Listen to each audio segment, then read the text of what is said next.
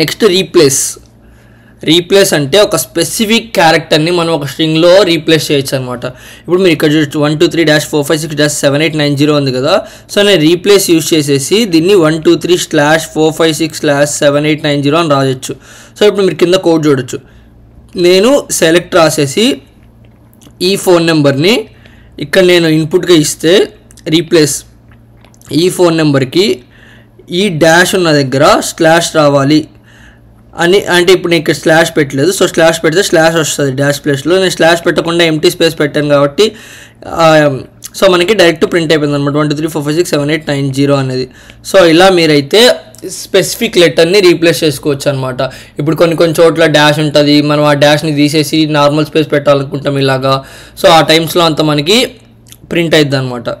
Next left అంటే extract specific number of characters from the start.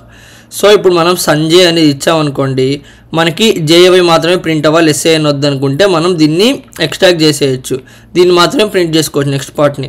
Right అంటే right side ఉన్న క్యారెక్టర్స్ని మాత్రమే extract చేస్తుంది మనకి ఎన్ని కావాలంటే అన్ని. సో దీని సింటాక్స్ ఎలా ఉంటుందంటే లెఫ్ట్ ఆఫ్ ఏ వాల్యూకి అయితే చేయాలనుకుంటున్నా ఎన్ని క్యారెక్టర్స్, రైట్ ఆఫ్ ఏ వాల్యూకి చేయాలనుకుంటున్నా ఎన్ని క్యారెక్టర్స్. ఇప్పుడు మీరు కింద కోడ్ చూడొచ్చు.